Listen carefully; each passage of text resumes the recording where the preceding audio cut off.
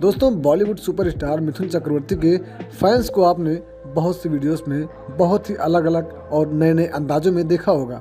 लेकिन क्या आपने मिथुन चक्रवर्ती का एक ऐसा फैन देखा है? उस ऐसे एक फैंस के बारे में जानते हैं जो कि मिथुन चक्रवर्ती की वजह से अंडरवर्ल्ड डॉन बन गया। कैसे, इस वीडियो में यही बताता हूँ। दरअसल 70 के दशक में बम्बई के सिनेमा घरों के बाहर एक युवक फिल्मों की टिकट ब्लैक किया करता था।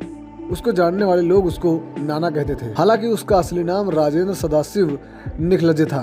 जुर्म की दुनिया में इस राजेंद्र निखलजे को छोटा राजन के नाम से भी जाना गया।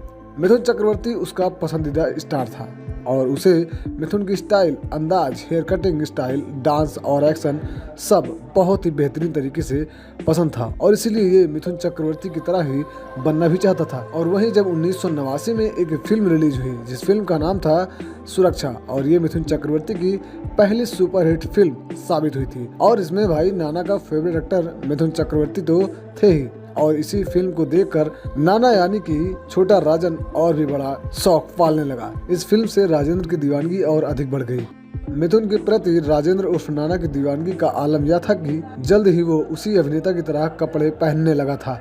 यहाँ तक कि उसने अपनी हेयर स्टाइल भी ठीक वैसे ही करा ली थी जैसे कि मिथुन चक्रवर्ती साहब रखा करते थे।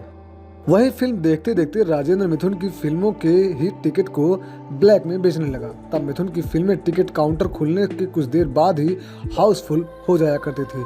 मिथुन चक्रवर्ती की पॉपुलैरिटी ही इतनी तेज हो गई थी कि हाउसफुल फुल होने में समय नहीं लगता था और राजेंद्र की जैसे टिकट ब्लैक करने की चांदी हो गई हो। और वहीं इसी बीच मिथुन चक्रवर्ती की एक और फिल्म आई जिस फिल्म का नाम था साहस। शुक्रवार को शो की शुरुआत ही हाउसफुल से हुई। उस दिन सिनेमा हॉल के बाहर जबरदस्त भीड़ और अफरा तफरी का माहौल था। किसी तरह की अफरा तफरी न हो इसके लिए पुलिस की तैनाती भी की गई थी। अगले दिन फिर भीड़ उमड़ी और फिर टिकटों की ब्लैक मार्केटिंग चालू हो गई। इस दौरान आपस में ही ब्लैक मेलर भिड़ गए, छोटी मोटी झपड़े भी हुई।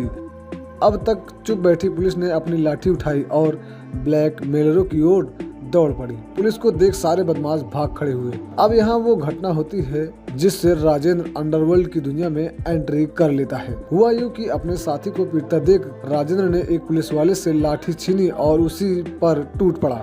इस घटना में राजेंद्र ने 5 कांस्टेबल को इतना पीटा कि उन्हें इलाज के लिए अस्पताल जाना पड़ गया था और इसी मामले में राजेंद्र को गिरफ्तार कर लिया गया था। राजेंद्र की बहादुरी के कारनामे जब डॉन राजेंद्र नायर उर्फ बड़ा राजन के पास पहुंची तो उसे ये दिलेर लड़का भाग गया था।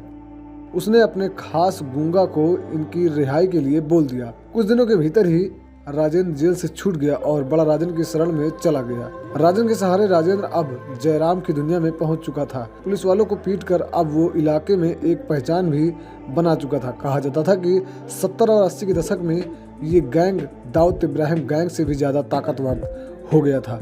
मिथुन चक्रवर्ती के लिए राजन की दीवानगी तो और भी आगे बढ़ती चली गई। छोटा राजन ने अपराध की दुनिया में अपनी एक अलग पहचान बना ली। अंडरवर्ल्ड में वो दाऊद इब्राहिम के छत्र छाया में पहुंच गया था। लेकिन कुछ साल बाद दोनों के रास्ते अलग हो गए थे। तो ये थी वो सच्चाई जिसमें मिथुन चक्रवर्ती की वजह से ये एक छोटा सा नागरिक एक बड़ा सा डॉन बन गया। दीवानगी सिर्फ मिथुन चक्रवर्ती की, ना उसको दीवानगी होती मिथुन की, और ना ही वो टिकट ब्लैक करता, और ना ही आज ये हादसा होता, और ना ही ये आज इतना बड़ा डॉन बनता।